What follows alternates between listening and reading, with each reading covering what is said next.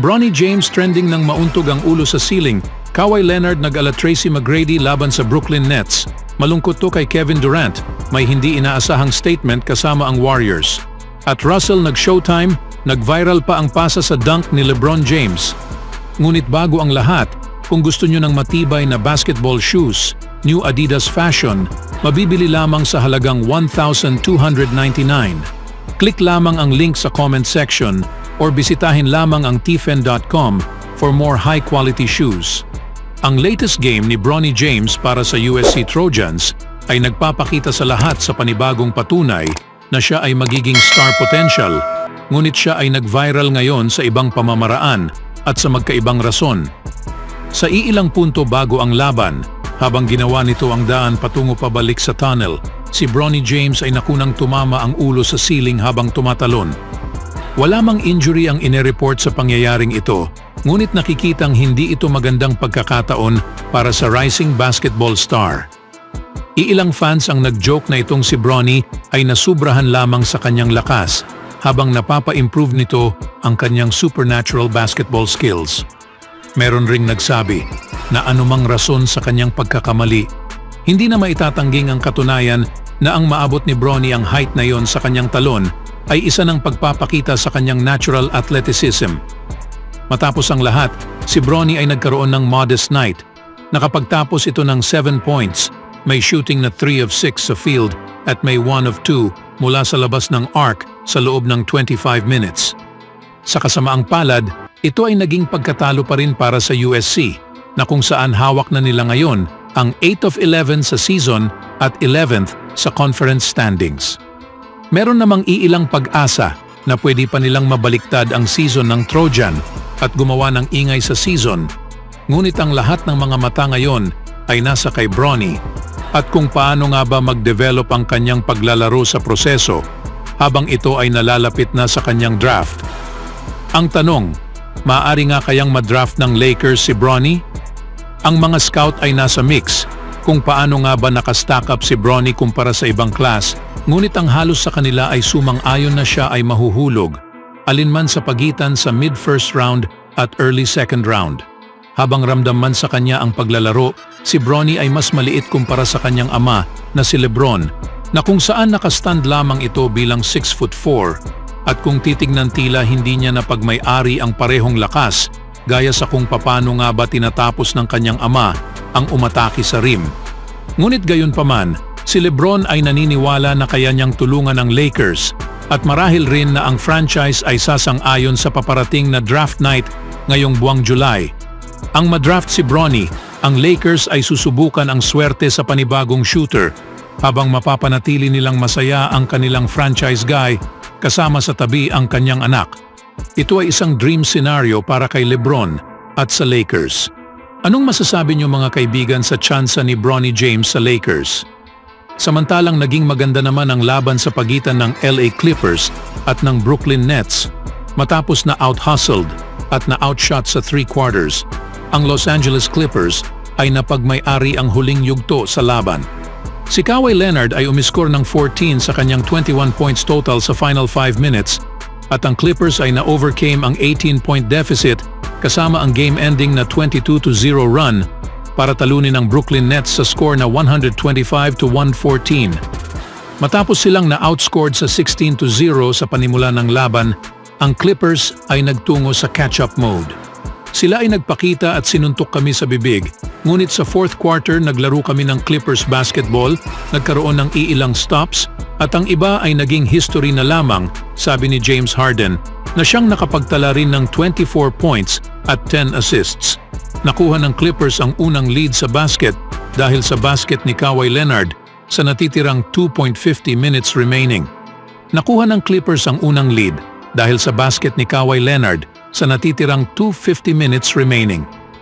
Ang kanilang nakakabighaning run ay tinapos ni Leonard sa 3-pointer mula sa corner para tuluyang makuha ang pang-10 panalo mula sa kanilang huling 12 beses na laban.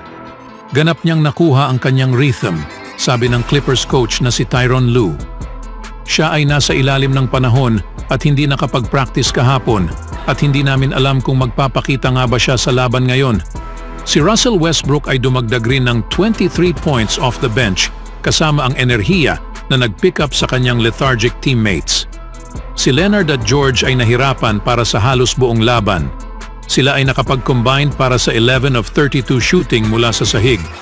Si George ay nakapagtala ng 12 points at 7 rebounds. Ito ang unang klase kasama ang mahinang panimula and then nag-red hot sa katapusan, sabi ni George. Lagi kaming nakikipag-compete hanggang sa pagtatapos. Ang malaking bagay sa grupong ito, hindi kami naniniwala na kami ay naging down at wala ng pag-asa sa laban. Si Mikal Bridges ay umiskor ng 20 sa kanyang 26 points sa first half lead ng Nets na siyang nagmula pa sa 18-point win over kay LeBron James at sa Los Angeles Lakers. Tanging mas maging mahusay sa buong nakalipas na 48 hours, sabi ni Bridges. Tunay na hindi nakakatuwa. Down ng 18 points, ang Clippers ay sinirado ang laban sa 39-10 run, umiskor ng 22 points straight. Ang crowd ay nagsisigawan sa bawat nakakagawa sila ng run sa loob ng court. Ito ay tulad sa isang party, sabi ni Harden. Ang enerhiya ay nasa 100%. Ang lahat ng ito, pinramdam nila ang home court advantage.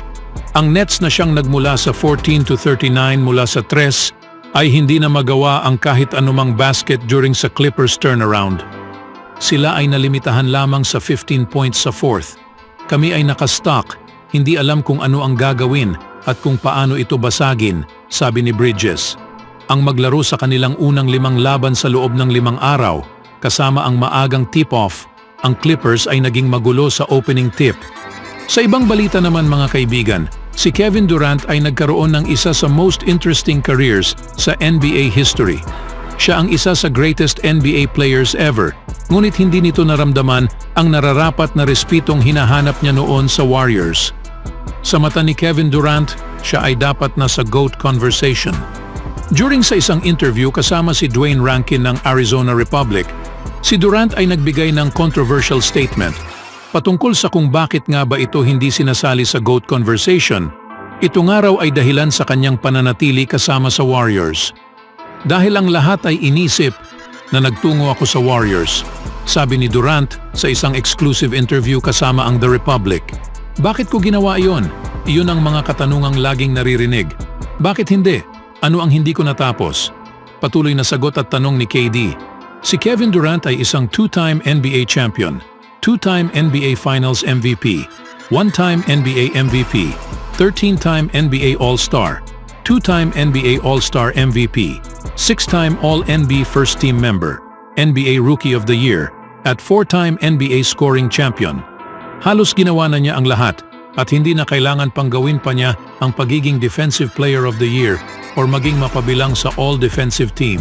Sa katunayan, sa panalo nila ngayon laban sa Indiana Pacers sa score na 117-110, nakapagtala ito ng kasaysayan sa laban nang gumawa ito ng 40 points at 9 rebounds. Ang lahat ng ito ay kanyang ginawa habang hindi dumaan sa kahit anumang free throws.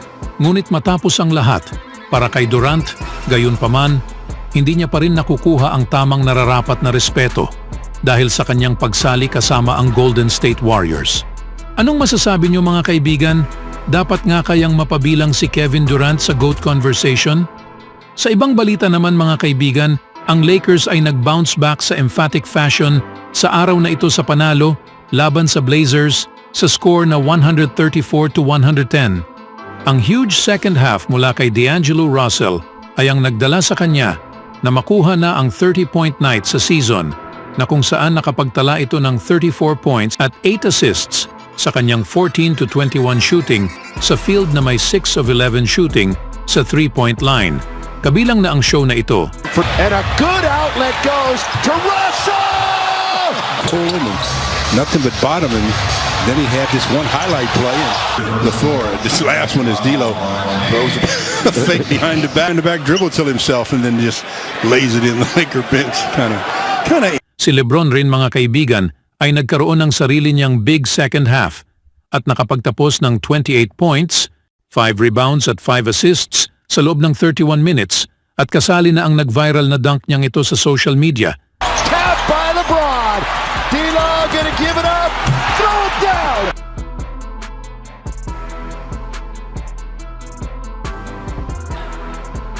Anong masasabi niyo mga kaibigan sa responding ngayon ng Lakers?